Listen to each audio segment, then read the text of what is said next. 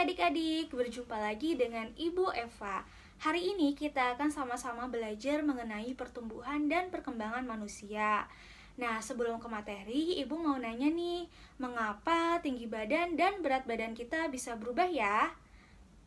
Apakah kalian masih ingat saat masih bayi, kira-kira kalian bisa berjalan gak ya? Atau bisa membaca buku dengan lancar?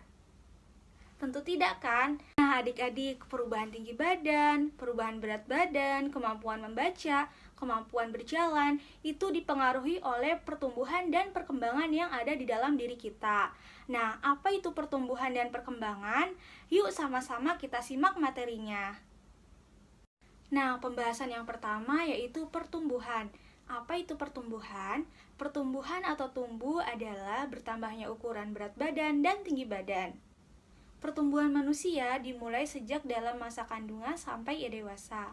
Pertumbuhan manusia akan terhenti saat ia dewasa. Nah, adik-adik, pertumbuhan manusia dipengaruhi oleh beberapa faktor. Di antaranya yang pertama yaitu makanan, yang kedua kebiasaan berolahraga, dan yang terakhir genetik dari orang tua. Makanan yang baik untuk pertumbuhan yaitu makanan yang bersih, sehat, dan bergizi. Macam-macam makanan sehat yang bergizi yaitu yang pertama, makanan pokok, yang kedua lauk pauk, yang ketiga sayur-sayuran, yang keempat buah-buahan, dan yang kelima susu. Yang pertama yaitu makanan pokok. Makanan pokok biasanya banyak mengandung karbohidrat. Contohnya seperti nasi, kentang, jagung, sagu, dan lain-lain. Yang kedua yaitu lauk pauk. Lauk pauk biasanya banyak mengandung protein. Nah, protein terbagi dua adik-adik. Yang pertama yaitu protein hewani, dan yang kedua protein nabati. Protein hewani adalah protein yang berasal dari hewan. Contohnya ikan, cumi-cumi, dan lain-lain. Yang kedua, protein nabati. Protein nabati berasal dari tumbuh-tumbuhan. Yang ketiga yaitu sayur-sayuran. Sayur-sayuran biasanya banyak mengandung vitamin. Contohnya seperti bayam, sawi, kangkung, dan masih banyak lagi. Dan yang keempat yaitu buah-buahan. Buah-buahan biasanya banyak mengandung vitamin juga, di antaranya seperti anggur. Nah, yang kelima yaitu susu. Susu merupakan bahan pangan yang banyak mengandung gizinya. Di antaranya terdapat protein, mineral, lemak, dan lain-lain. Pembahasan selanjutnya yaitu perkembangan. Apa itu perkembangan?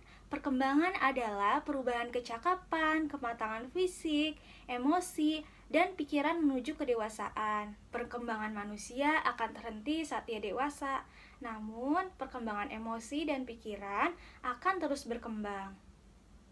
Contoh perkembangan manusia yaitu pada saat kita masih bayi, kita hanya bisa digendong oleh orang tua. Namun seiring perkembangan fisik, kita mampu merangkak, kita mampu berjalan, dan lain-lain. Nah adik-adik, coba perhatikan perkembangan Udin pada gambar ini. Apakah kalian bisa melihat perubahannya? Nah, benar sekali. Pada saat masih bayi, Udin tidak mampu memegang dot dengan sendiri. Tetapi setelah usia dewasa, Udin mampu makan tanpa bantuan orang tua.